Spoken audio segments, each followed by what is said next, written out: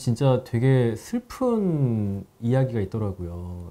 전을 붙여가지고 이렇게 좀 대접을 했는데 사람이 사망했어요. 여름방학에 대해서 손주들이 시골로 내려왔죠. 네네네. 안녕하세요. 닥터 프렌즈입니다. 네. 오늘은 이제 법의학자 이호 교수님과 저서 살아있는 자들을 위한 죽음 수업 책에서 제가 좀 읽으면서 이야기 나누고 싶었던 부분들에 대해서 좀 여쭤보려고 하는데요. 네네. 첫 번째로 되게 와닿았던 부분이 대형 이런 참사들, 부검 같은 것도 경험을 하시고 실제 뭐 4,000건 이상 교수님께서 죽음들을 좀 마주하셨었는데요. 법의학자 교수님은 어떤 죽음을 맞이하고 싶으신지. 우리가 세포로는 우리가 의학적으로는 네크로시스하고 에이포토시스가 있잖아요. 네. 괴사와 이제 자연사. 그렇죠. 근데 우리는 자연사를 꿈꾸죠. 그렇죠. 저 내과사니까 더욱더. 그렇죠. 질병이라 하더라도 네. 어차피 노화의 과정을 거쳐서 어떻게든 그냥 자연스럽게 생을 마감하는 거고, 저희가 매일 만나는 죽음은 그러지 못한 나머지 죽음이거든요. 자연스러운 죽음을 우리가 내추럴 데스, 그다음에 언내추럴 데스가 이제 우리가 다루는 건데, 저희는 그 중에 언내추럴이 아니고 언유주얼 데스를 해요. 그리고 독특한 장소에서 독특하게 시간대에 어떻게 이상한 자세로, 물론 질병일 수도 있죠. 그럴 수 있죠. 그러면 언유지얼 하니까 해봐서 내추럴이냐 언내추럴이냐 나누는 형태가 되죠. 그러니까 되도록이면 내추럴, 자연사였으면 좋겠고 언유지얼한 케이스가 아니었으면 좋겠어요. 그래서 나의 행적, 나의 모든 것들이 특별한 의심점이 없는 삶, 더 밝힐 것이 없는 것들, 그냥 평범하고 자연스럽고 그래 이렇게 돌아가셨구나 싶은 그런 죽음을 꿈꾸죠. 내 몸이 가족이 못 알아볼 정도로 많이 손괴되지 않았으면 좋겠다. 교수님께도 그런 것들을 또 많이 접하셨으니까. 네네. 왜냐하면 사고가 발생 이후에 희생자들을 수습하고 막 해서 한참의 시간이 지난 다음에 그때서 유족을 만날 수 있거든요. 그 사람에 대한 이제 개인식별이 다 끝나야만 되는 거기 때문에 그 기간 동안도 가족들한테 굉장히 트라우마예요. 사고 자체도 그렇고 죽음도 그렇고 시신을 인계받지 못하고 기다리는 시간도 그렇고 그래서 그런 부분들 때문에 그런 어떤 손괴가 없는 그런 형태였으면 좋겠다. 저는 이제 중환자실 이런 걸 워낙 많이 보다 보니까 너무 생애 마지막 그 시간 동안에 병원에만 있고 싶지 않다라는 생각을 되게 많이 하게 되거든요. 지금 예비 의사들도 볼 건데. 네, 맞습니다.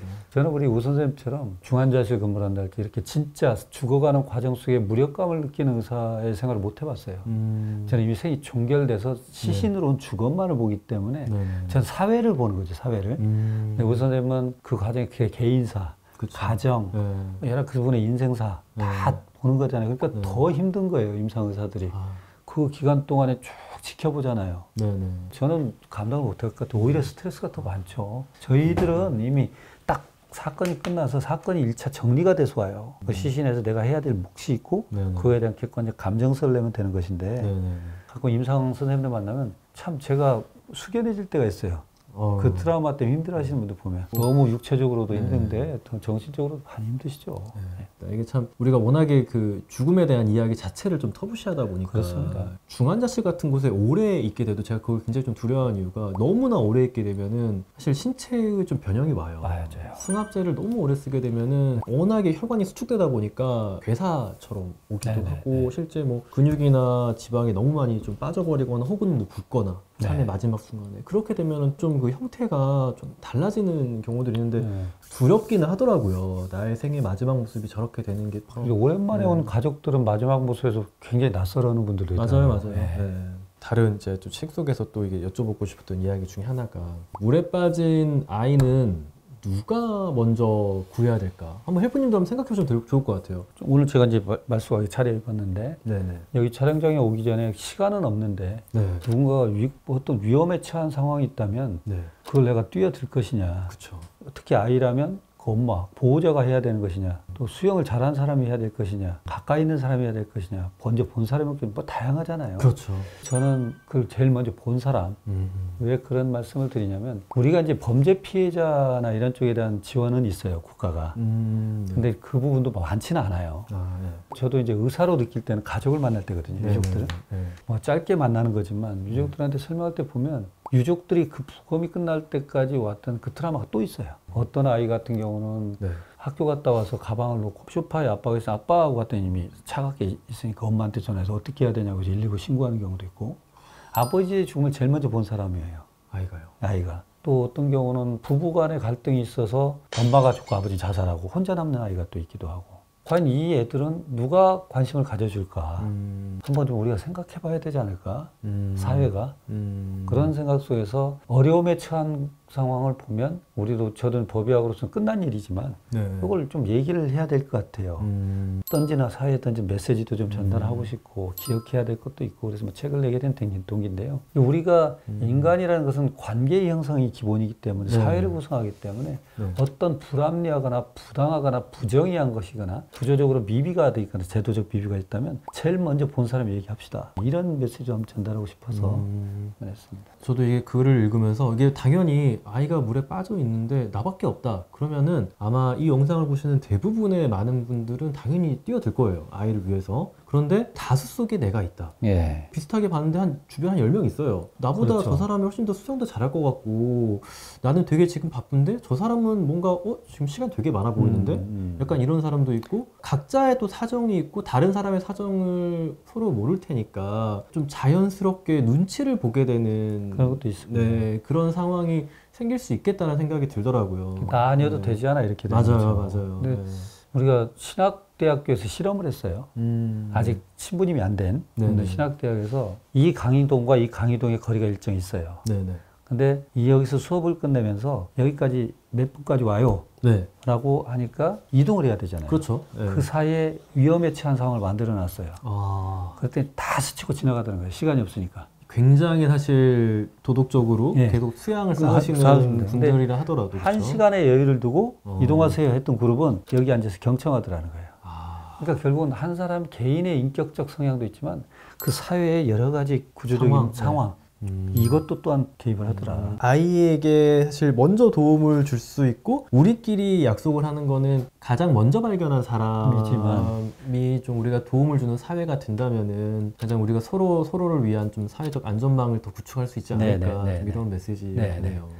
그러지 못한 사람도 인격적으로 안 돼서가 아니고 그 사람의 사회 경제적 상황도 있을 것이다. 그런 거 전반적 분위기가 같이 나아져야 돼요. 여러 죽음을 접하고 이 죽음 옆에 있는 아이들 정말 많이 접하셨더라고요. 그런 것들을 하다 보니까 이런 다양한 생각들을 교수님께서 하게 되시는 것 같다는 좀 생각이 들었습니다. 제가 또 세 번째, 또 마지막 질문인데요. 진짜 되게 슬픈 이야기가 있더라고요. 전을 붙여가지고 이렇게 좀 대접을 했는데 사람이 사망했어요. 경로를 해서. 제가 이제 그 얘기를 하는 건 저는 이 책에서 죽음에 대한 성찰을 하자는 게 아니고 이 사회에서 벌어지는 죽음들에서 미리 막을 수 있지 않았을까? 미리 피할 수 있지 않을까? 앞으로 이거 반복될지 모르는데 우리가 시스템을 개선해야 되지 않을까? 이런 메시지를 하고 싶어서 쓴 거예요. 근데 그 중에 하나는 여름방학에 대해서 손주들이 시골로 내려왔죠. 그러니까 할머니가 전을 부쳐준 거예요. 근데 밀가루가 부족하니까 색을 하나 터서 좀 섞어서 했는데 손주 편에 노인정 갖다 드렸죠. 노인정에서 드신 세 분이 돌아가셨어요. 그래서 저희가 이게 뭐지 하고 부검을 해보니까 농약 중독이죠. 보니까 밀가루가 아니고 가루 농약이었던 거예요. 밀가루가 다 똑같이 생겼어요. 그러니까 포대가 똑같고 색깔도 똑같고 그러니까 여기서 한 대를 더 뜬 거죠 이렇게. 그래서 이게 그 할머니의 문제라고 볼 수 있을까? 제조회사가 그렇게 유독하면 해고를 그려놓든지 그쵸. 뭐 색깔을 바꾸어야 되는지 뭐 해서 구분을 해야 되는데 제가 봐도 똑같아요. 이게 바로 또 발생할 수 있는 문제 아니겠느냐. 휴먼 에러라고. 그렇죠. 그러니까 우리 시스템을 가야 되지 않냐. 이제 외국 같은 경우는 그런 게 있으면 조례 제정을 해요. 그래서 그 안전망에 대해서는. 우리는 그걸 어디 얘기할 데가 없는 거예요. 와, 이걸 어디다 이야기하죠? 그렇죠. 그 건설 현상의 문제는 어디다 얘기해야 될 것이며, 악에 대한 것은 어디다 얘기할 것이며, 그러니까 어딘가는 매년 발생하는데 그런 경고도 좀 주고 안전 수칙에 대한 어떤 메시지도 보내주고 그랬으면 좋겠는데, 이제 저희는 주검을 보고 이게 거꾸로 돌이켜보면 리뷰하는 학문이니까 피하고 예방할 수 있었느냐를 항상 보자. 실은 외국에서는 그런 일이 발생했을 때는 신문에 냈거든요. 어떻게 돼요? 그러면? 거기는 병원에서 도대체 나이 드신 분들 이유 없이 돌아가신 건이 있으니 그 전체 그 검시를 담당한 검시 판사가 있어요, 지역에. 거기에서 병원 내 사망을 다 리뷰했어요, 통으로. 그러니까 전혀 생각지도 못했던 포타슘 클로라이드가 나온 거예요. 주입하면은 죽어요. 심장마비. 근데 이게 왜 이분들한테 나오냐는 거예요. 그래서 한 6명 정도를 찾았어요. 보니까 간호사가 셀라인 믹스를 한다는 게 이걸 믹스한 거예요. 트레이에 같이 놨던 때거든요, 그때가. 우리나라 같으면 뭐 어디까지 보고가 됐냐, 조작 은폐는 어디 하든 이렇게 됐을 거 아니에요. 형사처분. 그거는 알아서 해라, 그건 수사기관이. 여기 조사기관이니까. 그래서 신문에다가 드디어 우리 엄마들이 왜 죽었는지 찾았어 하고 세 개의 샘플을 같이 바이를 놔요. 이렇게 셀라인, 그다음에 워터, 그다음에 포타시 클로라이드. 그래갖고 이 세 개가 비슷하다는 거 보여줘요. 그러고 그 다음 달에 그 검시 판사가 신문에 또 내요. 제약회사들 다 들어와. 드럭 라벨을 바꾸라고 요청했다. 야, 내가 봐도 헷갈리게 생겼다는 거예요. 그래서 위험한 연고는 병원에 대한 트레이를 같이 보관하지 말고 제약회사는 너희는 색깔을 확실하게 구분하게 바꿔. 이걸 요청했다고 신문에 나오는 거예요. 이게 굉장히 충격적이었잖아. 그거만 바꿔도 죽음을 막을 수 있는 건데. 그렇죠. 그러니까 헤비 비클이라고 뒤가 잘 안 보이는 건 백미러를 보잖아요. 옛날에. 큰 차들. 그 차들이 되게 후진하다가 놀고 있는 애들 쳐요. 우리도 그런 사건 있잖아요. 가끔 있어요. 놀이터에서. 네, 가끔 있어요. 그렇게 하니까 다시 조례를 개정해요. 큰 트럭은 후진 기어를 넣으면 경고음이 나오기 제조사가 해라. 삐삐삐삐삐 소리가 나고. 그걸 제조사가 해라, 빨리. 개인이 다는 게 아니고. 그렇게 바꾸고. 그리고 어린애들이 학교 갔다 오면서 자전거 타고 빨리 나가려고 하다가 차고에 이 헬멧 시키는 경우가 있어요. 예? 놓고 가다가 이 틈 사이에. 그래서 목이 이렇게 이게 있어가지고요. 네, 그래서 사망하니까 바로 제정해서 제가 있었던 게 멜버른인데 모나시 대학이 있어요. 모나시 대학이 용역을 줘요. 순간적으로 풀 수 있는 걸 구원해내라. 이거 바로 딱 풀 수 있게. 그렇지. 그냥 허투루 보내지 않는 거예요. 말하자면 이 사람은 죽었지만 이 죽음이 우리한테 던지는 메시지를 우리는 결코 쉽게 보내지 않겠다. 그거 굉장히. 그래서 죽은 자가 던지는 메시지에 답을 찾으려는 사회가 돼야 된다, 우리는. 정답은 아니지만 해답은 찾아가자, 우리가. 법의학자로서 했던 경험을 말하고 싶었던 메시지였어요. 그러게요. 사실 우리 사회는 뭔가 이걸 좀 처벌하고 끝내버리는. 그렇죠. 처벌이죠. 최근에 공군 이해람 중사가 사망했잖아요. 그 어머니가 이제 인터뷰하실 때 형량이 좀 낮아졌나봐요. 감형이 됐나봐요. 그러니까 아버지는 굉장히 분노하시고 어머니가 이어서 하신 참 인터뷰가 제가 안 잊혀지는 게 우리 딸 때문에 법이 바뀌었으면 좋겠어요.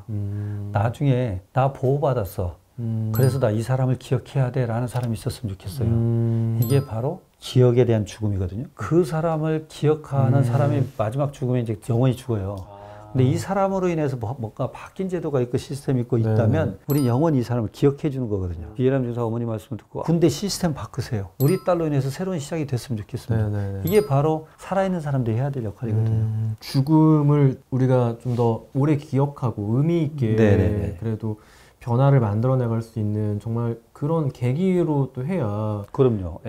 그분도 더 우리에게 더 기억되는 거고 우리가 최대한 해줄 수 있는, 우리 사회가 해줄 수 있는 애우라고 좀 생각이 드네요. 말씀하신 것들 좀 들어보니까 우리 사회가 개인의 죽음을 너무 쉽게 흘려보냈구나라는 생각도 들고 그 대가로 아직까지 우리 사회가 계속해서 좀 위험이 노출되고 피할 수 있는 죽음들이 어디에나 있는 것 같아요. 정말 집, 사회, 병원도 마찬가지고요. 이런 것들에 대해서 교수님께서도 이걸 어디를 통해서 제도화 시켜야 되는지 잘 모르겠다고 말씀하실 정도로 이게 좀 이게 잘 안 돼 있는 거니까 시스템이 많은 분들이 좀 보시고 이런 방향으로 우리가 좀 죽음을 기억할 수 있게 되면 의미가 있겠네요. 결국은 법의학자들은 사회의학을 하는 거니까 대중을 향해서 대신 메시지를 말하는 스피커 역할이 돼줘야 돼요. 그래서 저도 책을 고민하다 썼고 이런 데서도 이거 기회를 주시니까 제 경험을 이렇게 공유할 수 있어서 너무 감사합니다. 저도. 아닙니다. 병원도 굉장히 시스템 개선에 굉장히 노력을 많이 하거든요.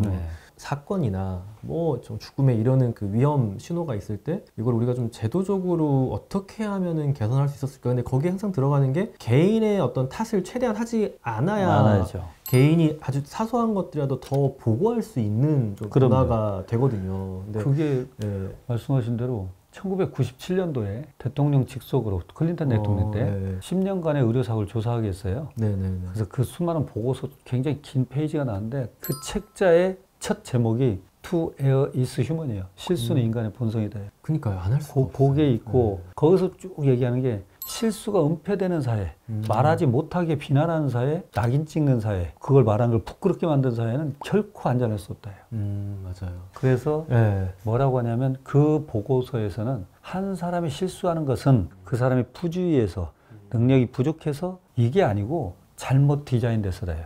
우리는 이렇게 하면 완벽하다라고 생각하는 착각 속에서 만들어 놨기 때문에 사람이 실수하는 것을 용납하지 못한다는 거예요.